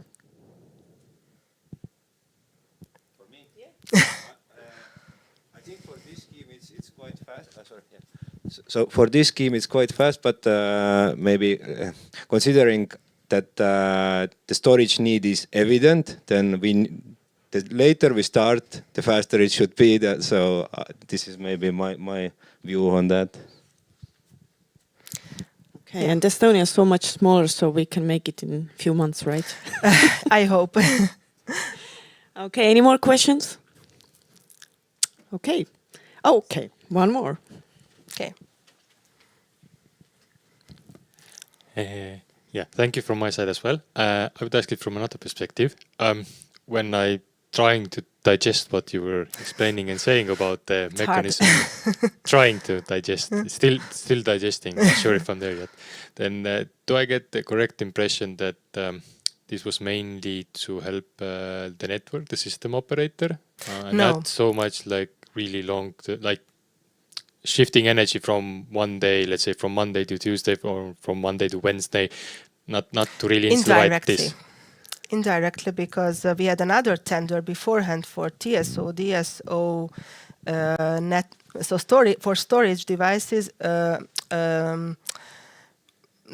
TSO, DSO levels. So that means that these will be invested by private investors going for profit, and the other tender or the other grant was given to TSO, DSO level storage. So this. I don't know if I understand your question well, because indirectly it helps the TSO because they give balancing capacity. They will offer balancing capacity to the TSO. So indirectly it helps the TSO to balance the differences of production and consumption. But I don't know if I understood your question right. It's just that if you look at what was sort of bid there, then it was megawatts, not megawatt hours. Was that correct? Yeah, you bid for megawatt and megawatt hour, but if you bid for example, 2 megawatts, then you have to provide 4 megawatt hours. That means 2 hours of storage capacity. But if you have, let's say, you want to build 8, then you would be in, let's say, a bad competitive position against others because you're compared on a megawatt basis. No, your bid is based on the revenue. The required net revenue EUR per kilowatt per year. But not kilowatt hour. That's what I'm saying. No, so that's still shorter. Can we go back or maybe we can take it outside and not waste yeah. time. So it's EUR per kilowatt per year, the bid. Okay, so you have a lunch date agreed. I guess so. Any more questions? All right, then. Thank you very much. Thank you Some for candies. the opportunity. Okay, from Hungary we are coming back to Estonia, and next speaker is the founder of Zero Terrain that has its first pilot project called Energiasalv ongoing in Estonia, Peep Siitam, but I'm not sure if he's going to talk about his own projects or some other cases from Estonia. About our project, about other cases, and more generally about the missing bits and bolts we do have in the power market. Okay, he's smart. He talks about many different things. So really glad to be here. Sorry, that's a bit far. So my name is Peep Siitam. I'm the co-founder and CEO for Energisalv. Zero Terrain is an international brand name for Energisalv. That's the connection between Zero Terrain and Energisalv. So Zero Terrain is an underground pumped hydro storage developer, as said by Annika already. So our first demo project in Estonia is construction ready. So my presentation is about customer and climate friendly power system 2030 plus. So customer and climate friendly, basically they are synonyms, because in the long run there is no sustainable economy possible based on fossil fuels. And my presentation is about missing pieces from this, actually, of this power system 2030 plus. So we are in the middle of the energy transition. And in the middle of the energy transition, we are in the middle of an energy technology cost revolution. This graph I borrowed from Rocky Mountain Institute is about the plummeting costs of renewable sources, solar, wind onshore, wind offshore, and also even batteries. So what's remarkable from this slide is that that renewables have reached the levels which are below not just levelized cost of electricity of different fossil fuels, but they are below or reached the level of marginal cost of the fossil fuel plants. So that's the reason why the investments into renewables have surpassed the investment into the fossil fuel, and that's a global view here. So we're not talking about new coal fueled power plants worldwide, and that those really few in the world are talking about new greenfield coal-fired power plants. So the challenge with a fossil fuel plant is actually different. The challenge with fossil fuel plants is mainly coal-based. The coal-fired power plants is how to phase out from those assets invested already, or those of the investment decision have been made of. So that's actually the challenge, and really few people in the world talk about new or greenfield investment into the fossil fuel based capacities. So clean energy investments have surpassed the fossil fuels. So that's the same picture actually. That's about the peak demand or demand peak. We have passed already not only coal, but also the fossil fuel demand in rich countries, OECD countries, perhaps not so evidently, but still you can see the pattern for the whole world as well on the right graph. So, but yet the most incumbent modelers and models, they have underestimated the role of the renewables. So here on the left side, you can see the actual development, the global development of solar deployment. That's globally, and you see the predictions of those models and modelers from different years, which clearly underestimate the solar deployment. And vice versa, it works with a coal. So on the right side, you can see the actual coal consumption and the predictions made by different modelers in a course in during the different years earlier. So and I think that people in 20, perhaps 30 years, they really wonder how slow-witted we have been here last 10 or 20 years, just with a transforming, with a path to the new one, because the trend is so evident. But we are humans. So renewables and fossil fuels based technologies actually follow clearly the pattern of the conventional technology curve.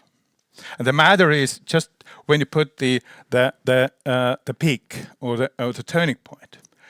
The carbon tracker has put the breaking point here at 2019. So, and very generally speaking, with time evolving, the fossil fuels actually decede faster and faster, and vice versa, renewables gets more and more faster and faster to the picture. So quite conventional S-curve for every technology which is relevant for renewables and fossil fuels. But the road, it plays. So, but the road can be bumpy sometimes. And the biggest challenge, biggest challenge of renewable-based energy system is actually mismatch between the generation and consumption. So, in Estonia case, solar and wind resources or generation invested to cover 100% of Estonian annual consumption in average, covered just 70% of the consumption, which is actual. So 30% is overproduced or underproduced. So and there are several cures actually to solve this puzzle or this mismatch between generation and consumption. Be it flexible demand, definitely yes. So storage, yes. So overproducing renewables, the third option, and the fourth option. Fourth option, the fossil fuels. So flexible demand definitely is a good thing, but it really has its limitations. Be it 5-10% of the total consumption of that time. The fossil fuels are the most expensive solution. Anyhow, not talking about its environmental concerns. So when comparing the overproducing of the renewables and energy storage, especially long duration energy storage, it becomes evident that the storage can actually play the role of matching the consumption and generation 3 times more effectively compared to what they're overproducing. That's figures from Estonia. So if the storage is so needed and very good in the system, so what's the problem? And that's actually brings us to today's topic, the presentation we discussed we had yesterday and today, and the discussions we had yesterday and we'll have today. So when it comes to Europe, and that's quite important, it's mainly problem of Europe. That's not so problem of different parts of the world where the energy markets are regulated. Be it, I don't know, Arabian countries, Far East, even US or some other parts of the world. So when it comes to the European power market, which is purely energy-only based market, it's purely energy-based market, which means that we do miss from the market design actually their framework, which allows us the long-term construction framework with the clients. So we have a market available for 2, perhaps 3 years, but we are talking about 15 plus 20 years, long-term contracts. So we really do miss it. So we do miss the investment framework which supports the investments into the storage, energy storage. And finally, we do miss the framework to coordinate the future system needs to meet security of supply and policy objectives. We do have the 10 years network development plan which addresses the system needs, but this is just 10 years. We're talking about investments for 60 years, even more. So that's why we had really good presentation. I really liked Mart Blöndal's presentation from today, talking about the different support mechanisms in different countries in Europe. Actually, this has brought to the situation what Mart so well described in his presentation. We hope there is market, but actually there is no market. And the market is not performing, and each country does its best to have the capacities actually in their country, not actually relying on the European power market design. So in order to have this working power market design working properly, we need all those 4 pieces here. But and Commission is doing something at least towards that. But imagine the time consumption of this process. And this is one topic. But I think that another topic is subsidiarity question, because those countries who have made their decisions on supporting their initiatives on storage or other capacities actually will have say on this common market rule. And that's why we really do need to have the same kind of support mechanism in place in Estonia, to have those capacities available in Estonia.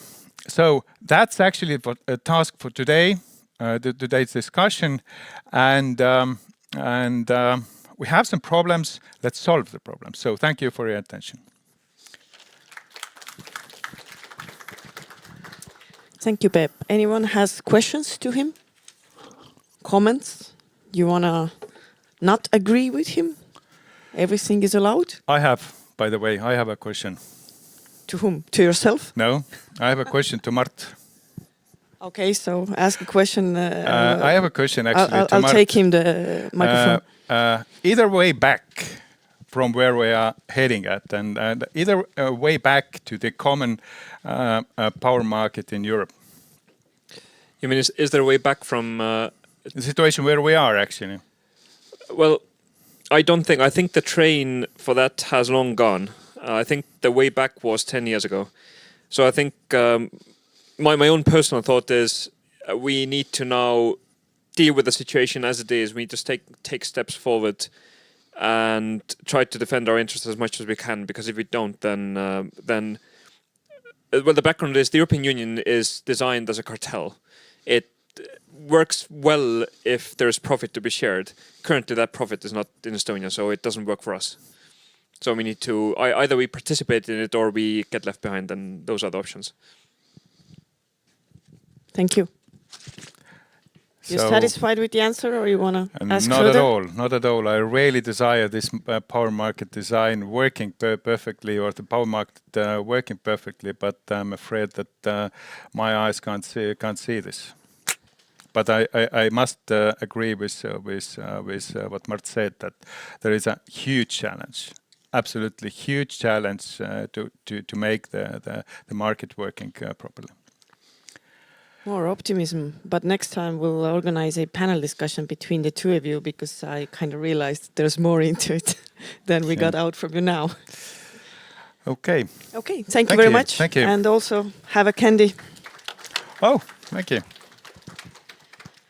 Okay, and well, it's getting closer to lunchtime, but you shouldn't be that hungry yet, so we have time for one more presentation. And next up is Donatas Braziulis from Fusebox. And as I understand, we're going to talk about how to optimize energy, and floor is yours. Yeah, thank you very much.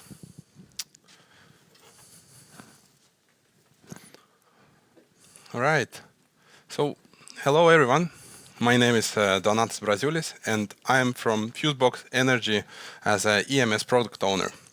Today, I will make a short presentation about Fusebox, about what we do, what products we have, what business cases we can offer to the customers, what we can do with the assets like batteries or other flexible assets, and also, I will show some projections into the growing interest into the installation for the battery storage systems in Europe, and talk a little bit about Estonian future for the auxiliary markets. So let's start.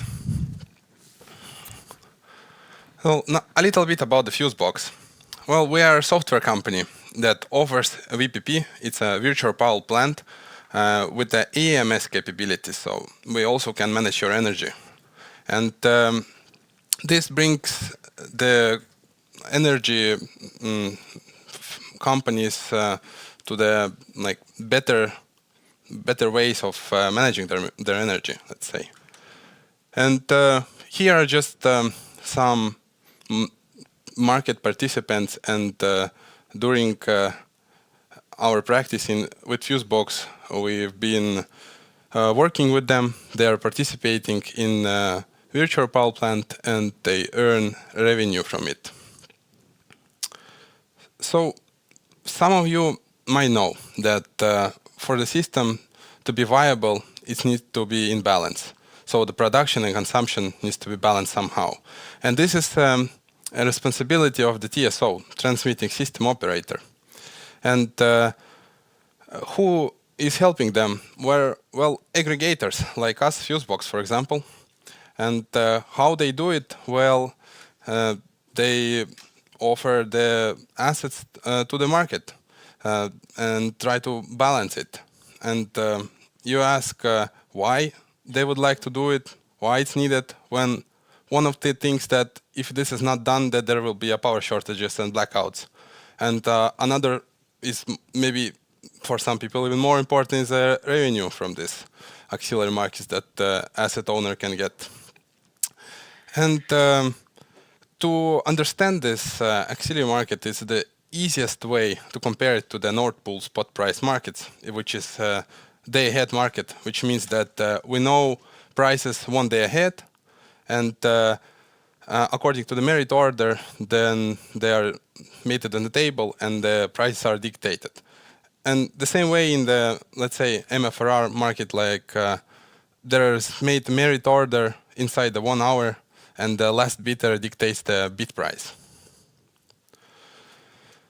So how can this be done? Well, this balancing, I mean. One of the solutions is peak fossil fuel plants. They are pretty fast on response, but they are bad for the environment. They produce a lot of CO2, and they are very expensive to build. Well, then I proposed another solution. There are even 2 of them. There are more, but to simplify it, let's say 2 more. There is a second solution, is the physical batteries. They are very good for the auxiliary markets because they are fast on response. They can be producers or consumers. They are easily manipulated, and they are our future.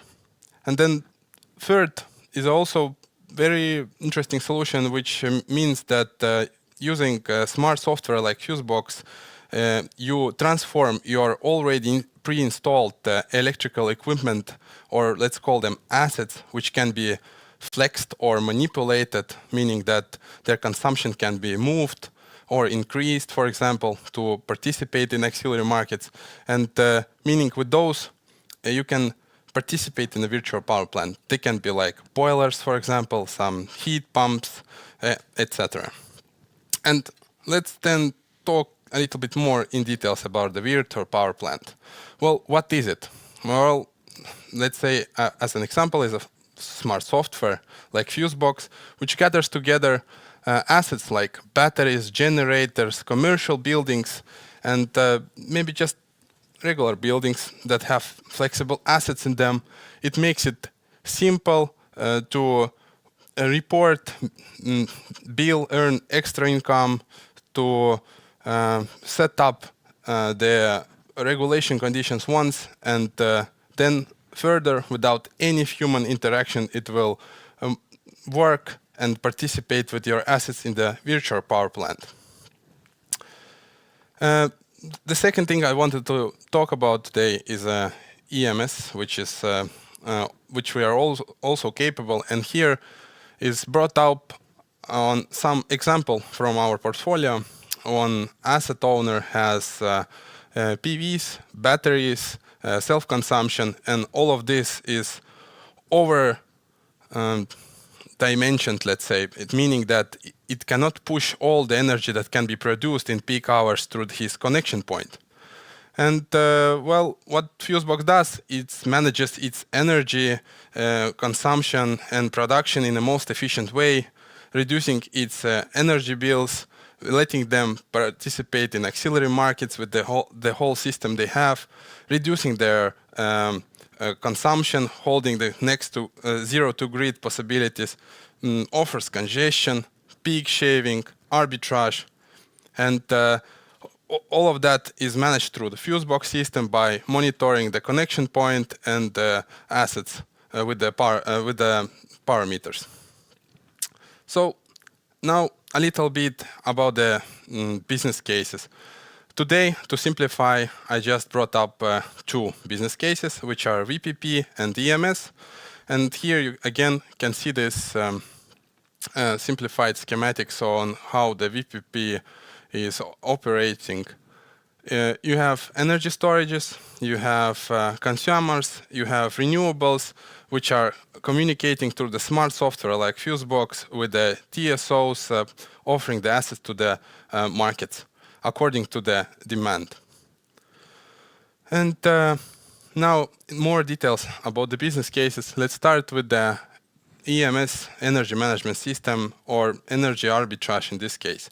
So how I will present them in such a way that first I will talk how to on what is needed to use this business case, then what Fusebox offers for this business case to be viable, and then of course the results. So for this business case to be applicable, you need to have some assets like real batteries, for example, and then you have to have possibility to monitor the asset behaviors like state of charge, temperature, active power, and maybe even a status. And of course, the huge plus would be to have a possibility to connect to the TSO to make one or even two-way auxiliary services. By that I mean, like, for example, you can charge your batteries from the Nord Pool spot price market and then discharge on the auxiliary markets. And of course, the collaboration with your renewables are also important. By that I mean that if you have installed the batteries best system, then it will be a huge plus to have some sort of renewables in combo with your plant. For example, the PVs or wind generators. Well, and what Fusebox offers? Well, it manages your energy in most efficient way. It makes the reporting and billing automatic, simple, and it takes into consideration your renewables, managing their behavior in the best possible way. So, and the results, well, they're obvious. You can manage your system is managed in the most profitable way. The doors for the other markets are open for you, so you have more revenue streams, which shortens your initial payback time for the asset you installed, and it maximizes the energy that you can use in your installed object. So now the second business case is virtual power plant auxiliary markets. Let's say that this is even more profitable business case because in here you can probably earn more revenue. And what you need from this? Well, you need the possibility to be connected with the TSO. This is only possible through the aggregator like Fusebox. You have to have real data from your assets to be able to monitor and report it. And of course, the consideration of your renewables should be also taken into account. And what Fusebox offers? Well, there's actually a huge package of things for this business case. It makes your bidding strategy according to the signals from the TSO. It manages your energy in the most profitable way. It offers the training and suggestions for the asset owner, and makes all of this automatic after the first setup, making this reporting and billing simple and understandable for everyone. So the results are you have opened door for the auxiliary markets. You have managed your asset behavior in the most profitable way. You increased revenue, shortened your initial investment payback time, and your renewable assets are managed together with the best system in such a way that they know about each other and take each other under the consideration. So now projection into the European future of the best systems. They are basically looking like this, meaning that the trends are growing. By year 2030, it is estimated that there will be installed about 70 gigawatt hour capacity of the battery systems in Europe. And the trends are growing, so we see that there is a huge possibility for the investment and a lot of profits to be made. And the chart on the right, there are for like an overview on how the market is divided. We see that the 7% is residential batteries, which is up to 30 kilowatt hours. Then 21% is commercial and industrial batteries, which are up to 10 megawatt hour. And then utility scale is more than 10 kilowatt hour, or megawatt hour, sorry. So, and now slight future for the Estonia. Well, we know that desynchronization from the Russian grid is upon us, which brings a lot of opportunities, meaning that we will have another market open for us, like FCR, AFRR, and of course the MFRR will also stay. And for example, compared to the Finland, at the moment they have FCRN, and the battery 2 kilowatt hours can earn up to 230,000 euros per year. And in Estonia, 1 kilowatt hour battery can earn 70,000 euros per year. Well, that's all from my side. To summarize today, I would like to say that I introduced the Fusebox. Then I talked about the products and business cases we have. Then showed a brief overview for the BESS market in Europe and the opening market possibilities for the Estonia in the future. So thank you very much for your attention. And if you have any question, you can ask me now, or you can find me during the breaks and we can talk in more detail. Yeah, we have time to ask questions now, if there's any. Would anyone like to ask anything? Well, we have serial question askers. Go ahead. Thank you, Donatas, for your presentation. I was wondering, what do you consider the potential, I don't know, in megawatts of this aggregatable facilities? And maybe second question is, I noticed that in your pie chart you didn't mention EVs, electrical vehicles. Is there a reason behind that? So maybe these two short questions. Let's start from the second one then. Basically, the EVs, we are also managing those.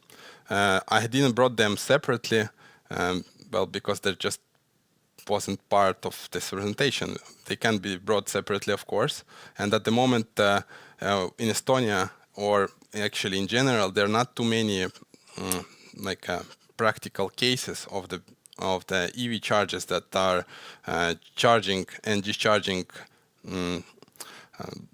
EV vehicles to participate in such markets, but this is a future. I agree on that. And second question, can you repeat again?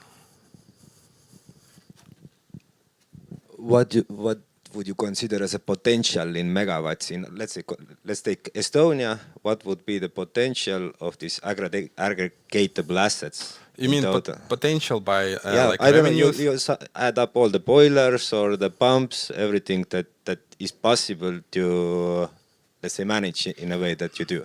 You mean like how much assets can be potentially added to the flexibility markets in Estonia? Well, it's really hard to say.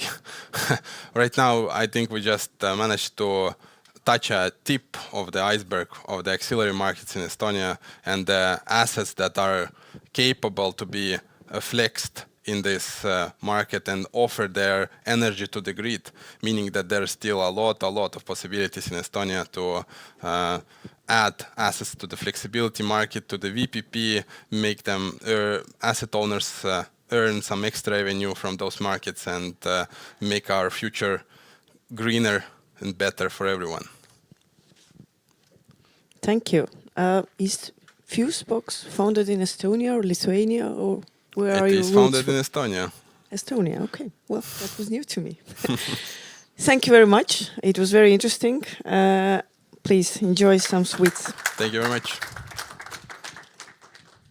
Well, I think it's the first time ever when there is no overtime, but we have time left before the lunch starts. Everybody spoke faster than planned. So therefore, you will have 10 extra minutes just to relax and talk and have all those one-on-one Q&As in the hallway. If lunch is not served yet, it will be in few minutes time. And thank you everyone who watched us online. Our public broadcast will be closed now, and we will continue with hackathon workshops after the lunch, meaning 1:30 will continue. Thank you everyone, and have a nice day.